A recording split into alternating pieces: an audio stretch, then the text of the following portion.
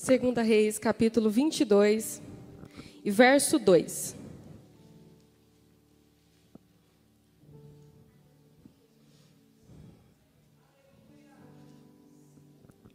E fez o que era reto aos olhos do Senhor, e andou em todo o caminho de Davi, seu pai, e não se apartou dele, nem para a direita e nem para a esquerda.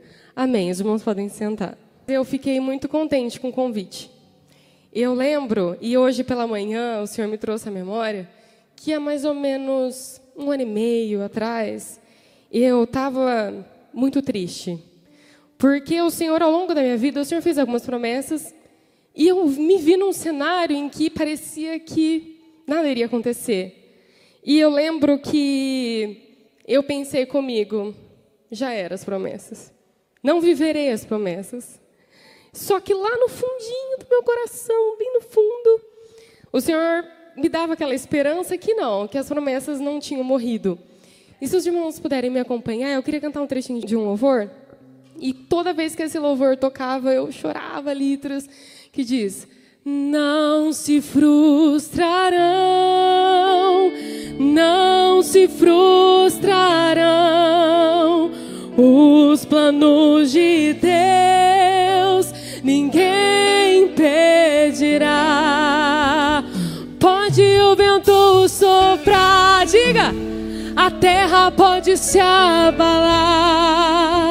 mas os planos de Deus ninguém impedirá.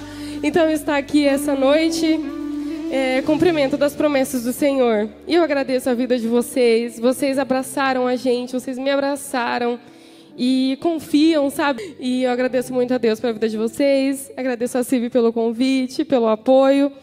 E nós vamos falar hoje a respeito da vida do rei Josias. O rei Josias, ele foi um rei que fez muita diferença em seu tempo. E se eu fosse dar um título a essa palavra, eu diria: devolvendo a adoração que lhe é devida. A quem? A Deus. E quando a gente pega a história do rei Josias, nós encaramos um cenário em que o povo de Israel, ele tinha vivido os pecados do rei Salomão. Salomão havia pecado, ele havia se casado com mulheres pagãs e ele havia adorado a deuses pagãos. E então, Deus dividiu o reino de Israel. Eles ficaram divididos entre Israel, que eram 10 tribos, e Judá, que era Judá e mais Benjamim. A família de Davi ficou com Judá, ficou reinando Judá. E já Israel foi reinado por Jeroboão, foi nesse momento dessa divisão. Israel teve 19 reis, e nenhum desses reis seguiram os caminhos do Senhor. Todos eles se perverteram. E já Judá teve 20 reis, só que 8 foram fiéis ao Senhor. E nós vamos falar sobre Josias, que é um desses reis que muito agradou ao Senhor. O nome Josias significa o Senhor traz a salvação. E nós sabemos que na Bíblia os nomes eles tinham muito significado. Não era simplesmente um nome como hoje é usado, né? Hoje as pessoas pegam o nome da moda, Valentina, Enzo, né? E está tudo certo.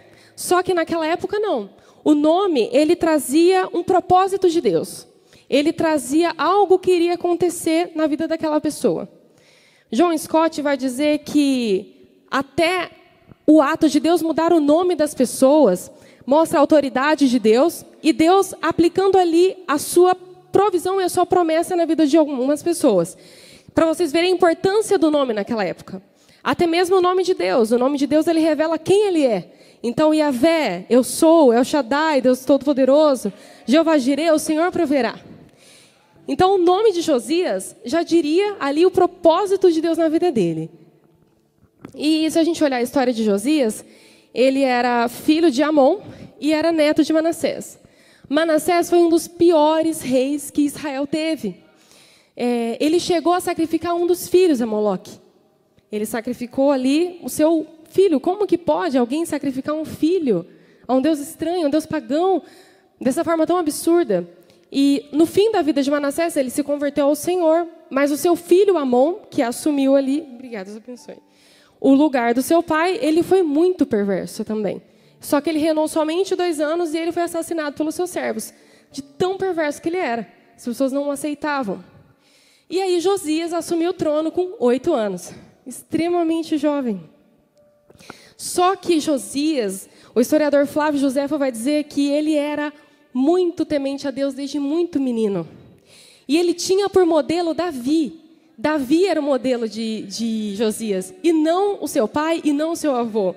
Irmãos, eu acho curioso que na Bíblia, aqui no verso que a gente leu, o verso 2 do capítulo 22 diz: e ele fez o que era reto aos olhos do Senhor e andou em todo o caminho de Davi, seu pai. Davi, seu pai. Porque, de fato, era em quem ele se espelhava. Então, nós já aprendemos aí que o nosso espelho, o nosso modelo, não precisa ser o nosso pai, não precisa ser o nosso avô. A gente pode se inspirar naquelas pessoas que fazem a diferença, que traz a diferença. E é isso que Josias fez. E ele ouvia, Flávio Josefo ainda vai reforçar, que ele ouvia os conselhos dos anciões. Então, está aí a importância de você estar bem acompanhado. E ele já tinha uma postura muito madura, desde muito jovem. E com 18 anos, ele começou a reforma nos templos. Ele era um menino que cresceu ali, envolvido, preocupado com as coisas de Deus, e ele falou para os seus servos, no capítulo 22, versos 4, vai dizer o seguinte: sobe a Ilquias, o sumo sacerdote, para que tome o dinheiro que se trouxe à casa do Senhor, a qual os guardas do umbral da porta ajuntaram do povo, e que deem na mão dos que têm o cargo da obra, e estão encarregados da casa do Senhor, para que o deem àqueles que fazem a obra que há na casa do Senhor, para repararem as fendas da casa. E ele tinha essa preocupação com o templo. E aí, então, nessa época, com 18 anos, ele encaminhou as pessoas que os apoiavam no governo, os sacerdotes, para iniciar a reforma do templo. Quando iniciou a reforma do templo, eles encontraram algo que já estava perdido. O livro, a palavra do Senhor. Então, na época de Amon, seu pai, e na época de seu avô, Manassés, ainda havia cultos. Mas eles não tinham mais o apego e o amor à palavra. Que é algo que, para nós, é fundamental. É a forma com que o Senhor se revela e fala conosco através da sua palavra. Quando nós nos debruçamos na palavra do Senhor, quando nós pegamos a palavra do Senhor para a gente ler, nós extraímos lições valiosíssimas, nós aprendemos coisas e tesouros para a nossa vida. É o que traz mudança, é o que traz transformação. A palavra do Senhor, ela nos constrange. Assim como o amor do Senhor nos constrange, a palavra dele também. Porque ali nós encontramos o quanto a graça e a misericórdia é fundamental. E quando sem ele nós não seríamos nada. Mas ele encontra ali, então, a palavra do Senhor. Mas antes disso, eu queria comentar com os irmãos como que foi esse início da reforma do templo. Então, Josias foi e falou aqui, como nós lemos, pega todos os recursos que tem para a reforma e vamos investir. Só que além desses recursos que já existiam ali alocados para a reforma do templo, ele também pegou todo o tesouro do palácio e investiu na reforma do templo. Então aquilo, ele pegaria o dinheiro, é como se o governo pegasse o seu dinheiro e falasse, não, agora eu vou investir nas igrejas. A prioridade nacional na época de Josias era a adoração. Né? E todo o povo foi vendo aquela movimentação que estava acontecendo na época dele, nesse momento. E nós, continuando, né, aqui no que nós encontramos, então nós temos o cuidado com o templo. Ele tinha esse cuidado com o templo. E como ponto 2 de observação, vamos ler em capítulo 22, verso 11 e 13, que diz o seguinte: sucedeu, pois, que ouvindo o rei as palavras do livro da lei, que foi as palavras que foram encontradas. Quando foi encontrada a palavra do Senhor, ele pediu para que lessem essa palavra para ele. Quando leram a palavra para ele, rasgou as suas vestes. Porque ele viu que a forma com que as pessoas viviam, tudo aquilo que estava acontecendo, aquele cenário, era de distribuição. O povo estava cavando a própria cova. Quando nós não seguimos, quando um governo, quando um povo não segue a palavra do Senhor, ele está cavando a própria cova, a própria perdição. Pode parecer tudo lindo, tudo legal, tudo perfeito, mas o caminho que levará é o caminho da morte. E ele viu que, baseado naquilo, pronto, acabou o reino, receberemos castigo, está tudo acabado. E aí ele então falou, verso 13, ide e consultai ao Senhor, por mim e pelo povo, e por todo o Judá, acerca das palavras deste livro, que se achou, porque grande é o furor do Senhor, que se acendeu contra nós, porquanto nossos pais não deram ouvidos às palavras deste livro, para fazerem conforme tudo quanto está escrito.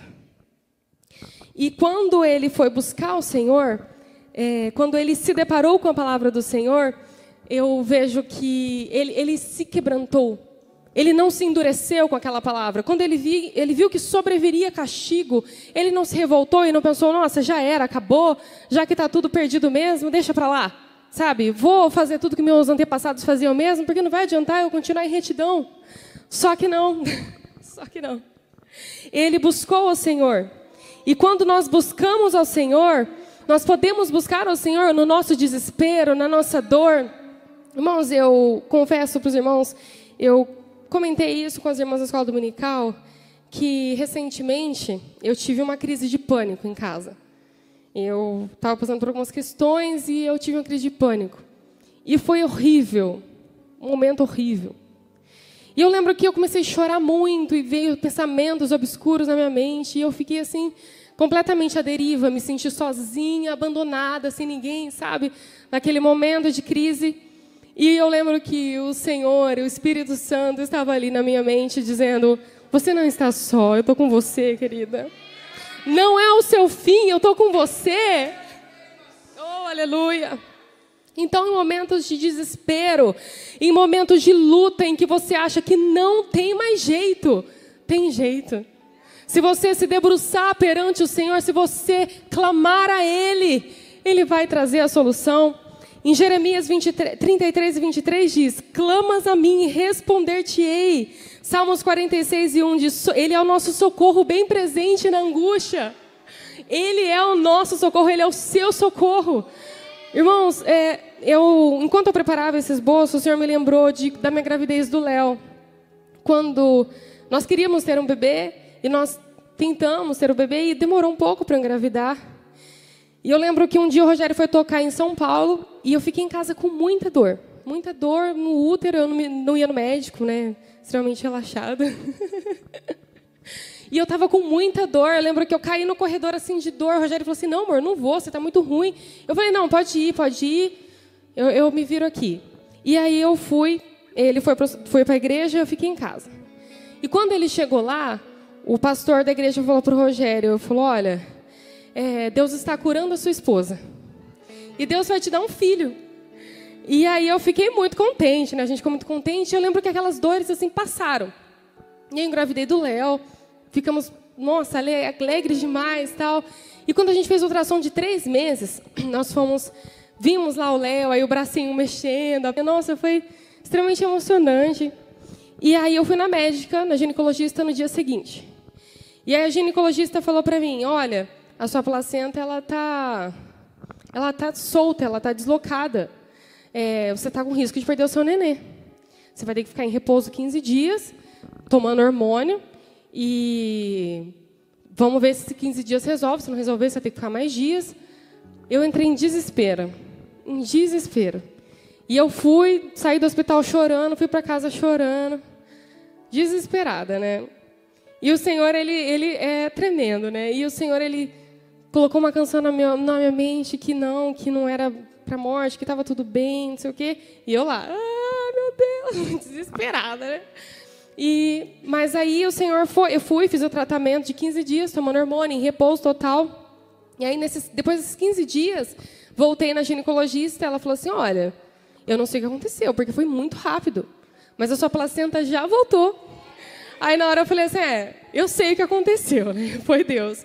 Mas o Senhor, Ele nos socorre no momento da nossa angústia, seja qual o problema for. Pode ser algo mais simples ou algo mais grave, Ele é socorro bem presente. Assim como o milagre que a irmã Cris contou aqui, Ele é o nosso socorro bem presente. E Josias, ele clamou ao Senhor. E ele rasgou suas vestes, procurou a palavra do Senhor. E então o ancião foi lá até a profetisa Hulda. E o Senhor lhe deu uma palavra. A palavra do Senhor foi: porém, ao rei de Judá, que vos enviou a consultar ao Senhor, assim lhe direis: assim diz o Senhor, o Deus de Israel, acerca das palavras que ouviste. Porquanto teu coração se enterneceu e se humilhaste perante o Senhor, quando ouviste o que falei contra este lugar e contra os seus moradores, que seriam para assolação e para maldição, e rasgaste as tuas vestes, e choraste perante mim, também eu te ouvi, diz o Senhor. Ele é o Deus que nos ouve, que nos vê. Ele é o Deus que te escuta no momento de solidão, no momento que você está trancado no quarto, sozinho, em desespero. Ele está lá. Ele está com você quando você está aqui adorando Ele, mas Ele também está lá no escuro. Ele também está lá quando você pensa que está só. Ele está com você na sua escola, no seu trabalho, na sua faculdade, eu não sei. Ele está com você quando você achar que está tudo perdido, que não tem solução para nada. Lembre-se das palavras do Senhor, o que diz a sua palavra. Para Ele não tem impossível, como diz em Lucas, para o Senhor nada é impossível. Então, essa palavra voltou ao rei, ele ficou sabendo das palavras do Senhor. E quando ele ficou sabendo, a atitude dele foi, vamos ler o verso 23, o capítulo 23, verso 2. E o rei subiu à casa do Senhor, e com ele todos os homens de Judá, e todos os moradores de Jerusalém, e os sacerdotes, os profetas, e todo o povo, desde o menor até o maior.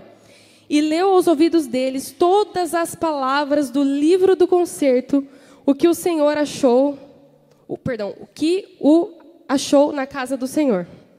Então, quando ele soube da palavra do concerto do Senhor, ele compartilhou. Ele compartilhou aquilo que ele aprendeu, aquilo que o povo também deveria ouvir, todos precisam ouvir. Sabe quando o Senhor fala algo com você e você fala, nossa, eu preciso falar, eu preciso compartilhar, porque todo mundo precisa saber essa palavra. E ele compartilhou com todo o povo. E, irmãos, eu até marquei aqui alguma coisa, né? Tem uma frase que o pastor falou, eu até anotei, eu fiz um vídeo sobre isso. E eu trouxe aqui. Fale às pessoas o que te falei quando te levantei.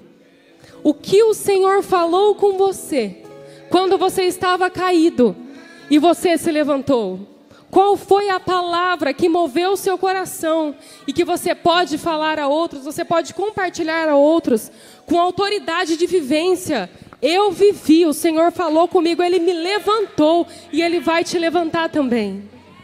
Então, nós como servos do Senhor, nós temos esse dever de compartilhar também aquilo que nós aprendemos, aquilo que muda a nossa vida, que muda a nossa história. Porque o Deus que está conosco e nos consola e cuida de nós, Ele pode cuidar de outro. Assim como eu vivi um momento difícil que compartilhei com os irmãos, essa crise que eu tive, para mim é importante compartilhar isso. E dizer, olha, eu estava assim, eu estava só, eu achava que não tinha ninguém, que eu estava sozinha, que eu iria morrer, mas eu não estava, Ele estava comigo, Ele me salvou, e Ele pode te salvar também.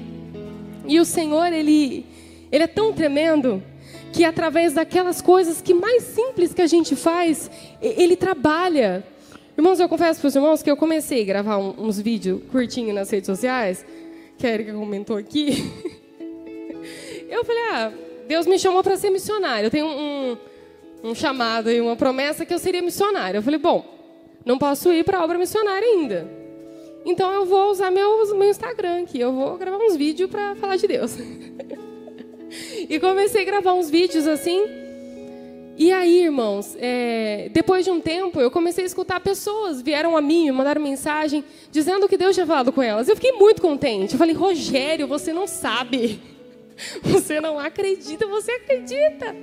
Porque, por mais simples que pareça, por menor que seja o que a gente faz, às vezes é uma palavra, você fala, nossa, eu falei tudo errado, meu Deus, me perdi inteira. Mas o Senhor usa aquela palavra para transformar a vida de alguém. Aquela palavra para tocar alguém. E então ele foi e compartilhou essa palavra com o povo. Ele juntou todo o povo e compartilhou. E vamos ler o capítulo 23, verso 3. Diz o seguinte: E o rei se pôs em pé, junto à coluna, e fez um concerto perante o Senhor, para andarem com o Senhor e guardarem os seus mandamentos e os seus testemunhos, e os seus estatutos, com todo o coração e com toda a alma, confirmando as palavras deste concerto, que estavam escritas naquele livro, e todo o povo esteve por este concerto. Então, Josias ele compartilhou a palavra e ele fez um concerto. Ele reuniu o povo para que fizessem um concerto perante o Senhor, fizessem uma nova aliança perante o Senhor, para que eles voltassem a seguir a palavra do Senhor, a seguir a lei de Moisés na época. E aí eu te pergunto algo. Muitas vezes nós temos tantas prioridades na nossa vida, nós temos tantas coisas, sabe, que a gente prioriza. E eu digo por mim, eu quero fazer isso, quero fazer aquilo, quero não sei o quê. E nós esquecemos do principal, que é o Senhor. Nós esquecemos de estar aos pés do Senhor. Nós esquecemos de uma oração fervente, de fato ali, se derramar com a sua alma, com o seu coração, virar automático, sabe, virar o dia a dia. Vou lá, eu repito algumas palavras todos os dias, eu venho para o culto e eu acho que está tudo certo. Mas muitas vezes não está. Muitas vezes o nosso coração está distante e a gente precisa de um concerto. Não é porque a gente está aqui que a gente não precisa de um concerto. Mas muitas vezes nós estamos com a presença física, mas não com o nosso coração. E eu anotei uma frase que fala muito comigo. Diz assim, abra mão do seu tudo e você viverá tudo que Deus preparou para a sua vida. E eu te pergunto, o que é seu tudo hoje? O seu tudo é o Senhor ou o seu tudo é você? O que na nossa vida tem tomado o lugar do Senhor? O lugar mais alto que um cristão pode estar é onde, irmãos? É aos pés dele. É aos pés do Salvador. Oh, aleluia! Eu sinto a presença do Senhor neste lugar. Aleluia, aleluia. Irmãos, e Josias, ele estava tão determinado a que aquele povo se voltasse para o Senhor, que ele começou a tirar tudo. Tudo que não agradava o Senhor, tudo que não pertencia ao Senhor, ele foi tirando do reino dele. Naquela época, e é bastante coisa, porque nós lemos alguns versículos agora, mas para falar tudo que foi tirado, é do verso 4 ao verso 20, é muita coisa. Nessa época, tinha os ídolos, nos lares tinham os ídolos. Flávio Josefa vai falar que ele teve o cuidado de ir até os lares das pessoas que tinham ídolos, que tinham morado no cativeiro, para poder tirar aquelas pessoas que tinham convivido com os pagãos, tirar os ídolos que tinham lá com aquelas pessoas. Além disso, tinha os sacerdotes pagãos que foram instituídos pelos antigos reis. E tinha um quarto no templo de prostituição cultual. No templo do Senhor havia um quarto, onde as pessoas faziam os seus rituais pagãos, prostitutos cultuais. E quando eu estava preparando essa palavra, o Senhor falou ao meu coração: será que a gente tem um quarto no nosso coração? Será que tem algo ali no meu coração que eu falo, não, isso aqui eu não consigo mudar mesmo. Isso aqui não, isso aqui deixa aqui porque, isso aqui não tem nada a ver não, é só um pouquinho. Esse aqui não tem problema. E o Senhor fala isso comigo. Essa palavra, ela volta, ela vem primeiro para mim, na verdade. Porque muitas vezes tem coisas que nos afastam de viver o melhor de Deus, o mais profundo de Deus. E a gente está ali, preservando aquele quarto, no nosso coração, no templo do Senhor. Mas Josias, ele estava determinado. Então, os ídolos, os deuses, os sacerdotes pagãos, o quarto do templo onde ficavam os prostitutos cultuais. E o que hoje eu vejo que são essas mesmas coisas, muitas vezes o nosso tempo, como temos gastado o nosso tempo? Temos trocado as coisas do Senhor por distrações, redes sociais, quem sabe? Porque, irmãos, é muito fácil perder 2 horas, 3 horas no feed. Irmãos, eu falo, meu Deus do céu, não tenho tempo para orar. Nossa, acordei tal hora, não vou dar tempo. Aí quando eu perdi 40 minutos rolando feed. Eu falo, nossa, Débora, que vergonha. Porque é muito fácil, são distrações.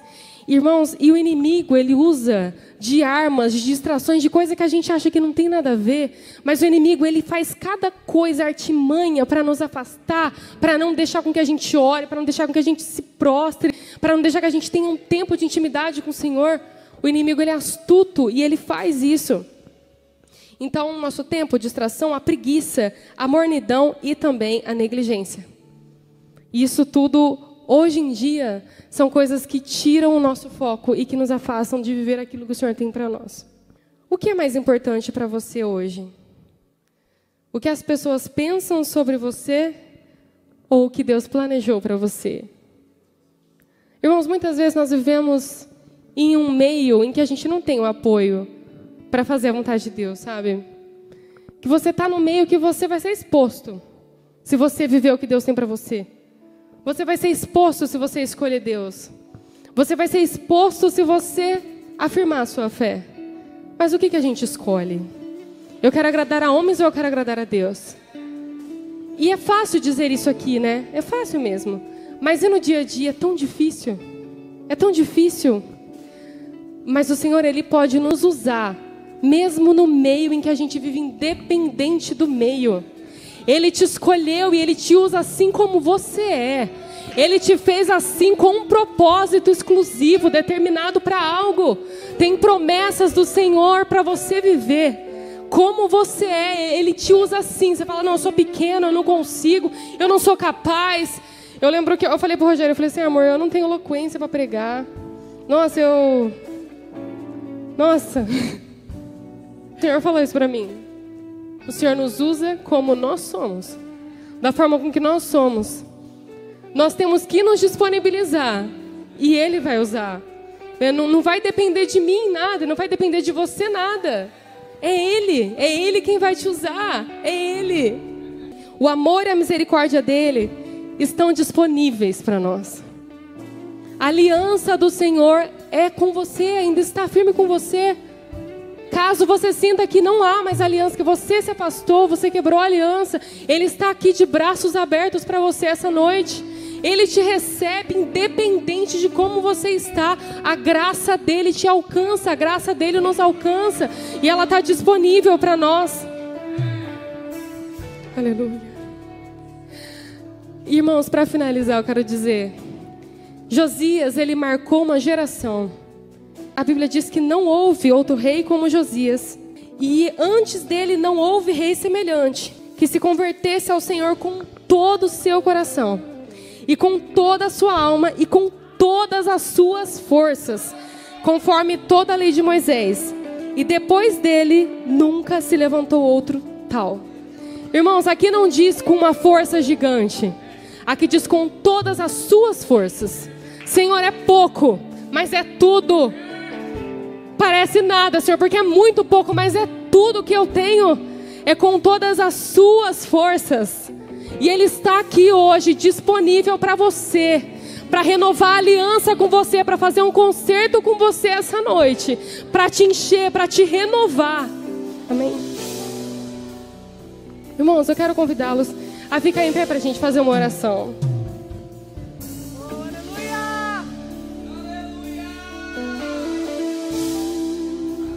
Espírito Santo de Deus, nós estamos aqui essa noite, Jesus, e nós somos sedentos de Ti, Senhor. Muitas vezes, ó Deus, nós não temos força, Senhor, a nossa força é pouca, é fraca, Senhor, mas é tudo que nós temos. E, Senhor, essa noite nós queremos entregar tudo, tudo a Ti, Senhor, recebe o nosso tudo. Recebe o nosso tudo, Senhor. Renova as forças, Senhor, daqueles que estão cansados. Que essas pessoas venham marcar a geração delas, venham marcar a casa delas, a família delas e os filhos, Senhor Jesus. Que nós tenhamos cheios da Tua presença, cheios da Tua glória, cheios da Tua graça. Nós somos dependentes de Ti, Senhor. Tu és tudo que nós temos, Tu és o nosso tudo, Senhor. Fica conosco uma vez mais, Senhor. Nós queremos Te buscar com tudo que nós temos. Renova-nos e enche-nos essa noite, Jesus.